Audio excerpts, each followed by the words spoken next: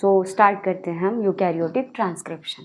हमने prokaryotic transcription के बारे में बात करा जो कि बैक्टीरिया में देखा। अब हमें बात करनी है यूकैरियोटिक ट्रांसक्रिप्शन, ठीक है। तो प्रोकैरियोटिक ट्रांसक्रिप्शन से यूकैरियोटिक ट्रांसक्रिप्शन जो होगा वो थोड़ा सा डिफरेंट रहेगा, यानी कि हमारा प्रोकैरियोटिक ट्रांसक्रिप्शन जो कि पॉलीसिस्टोनिक था, यहाँ पर यूकैरियोटिक ट्रांसक्रिप्शन जो होगा वो मोनोसिस्टोनिक होगा। दूसरी बात, प्रोकैरियोटिक ट्रांसक्रिप्शन में जो था सिर्फ एक ही एंजाइम रिस्पॉन्सिबल था हमारा ट्रांसक्रिप्शन कराने के लिए, ठीक है। बट यूकैरियोटिक ट्रांसक्रिप्शन में क्या होगा, हमारे 3 enzyme RNA polymerase first, RNA polymerase second and RNA polymerase third, 3 enzyme होंगे डिफरेंट RNA के ट्रांसक्रिप्शन कराने के लिए, ठीक है। तो बात कर लेते हैं RNA पॉलीमरेज फर्स्ट, जो होगा राइबोसोमल या rRNA का फॉर्मेशन करवाएगा, जो कि राइबोसोमल RNA हमारा एक तो कैटालिटिक भी होता है और दूसरा ये राइबोजाइम एज ए राइबोजाइम यानी कि इसमें एंजाइम की तरह भी काम करता है, ठीक है।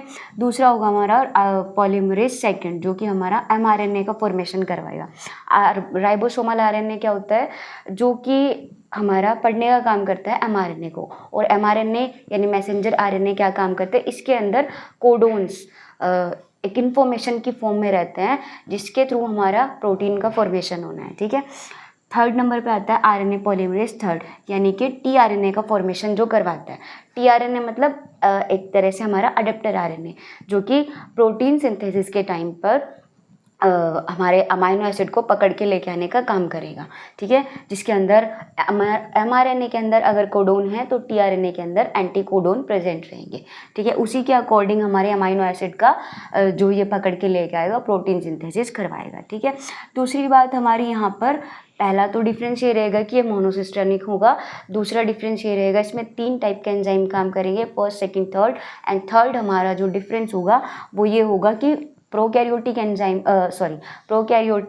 ट्रांसक्रिप्शन में हमें कोई मॉडिफिकेशन की ज़रूरत नहीं थी, लेकिन यहाँ पर हमें थोड़ा मॉडिफिकेशन की ज़रूरत रहेगी, यानी कि जो हमारा यूकैरियोटिक ट्रांसक्रिप्शन रहेगा उसमें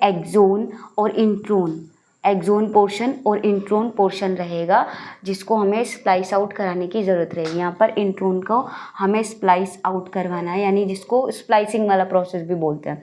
दूसरा जो हमारा इसमें मॉडिफिकेशन होगा, इसमें 5 प्राइम पर कैपिंग होगी, ठीक है, यानी कि यानी ग्वानिन ट्राइफॉस्फेट ऐड होगा 5 प्राइम पर, और 3 प्राइम पर यहाँ पर पॉली एडिनाइलेशन होगा, यानी 200 से 300 तक एडेनिन का यहाँ पर एडिशन होगा, ठीक है। यहाँ पर जो 5 प्राइम पर हमारा ग्वानिन ट्राइफॉस्फेट होगा वो उसके साथ मिथाइल ग्रुप अटैच होगा, यानी कैपिंग पर ग्वानिन ट्राइफॉस्फेट और वो मिथाइलेटेड होगा, ठीक है। दूसरा हमारा क्या होगा, पॉलीएडिनाइलेशन होगा 3 प्राइम पर, और तीसरा हमारा क्या मॉडिफिकेशन है, इसमें इंट्रोन्स जो होंगे, एक्स्ट्रा इंट्रोन्स जो हैं वो हमारे काम के नहीं हैं, यानी कि एक्सोन का ही यहाँ पर काम रहेगा, तो एक्सोन को इंट्रोन से यहाँ स्प्लाइस आउट करवा दिया जाएगा।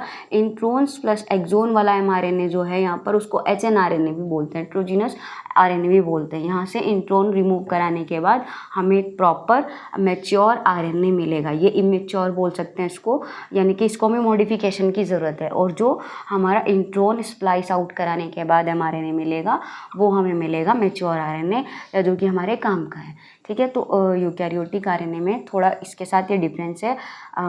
Okay, thank you so much.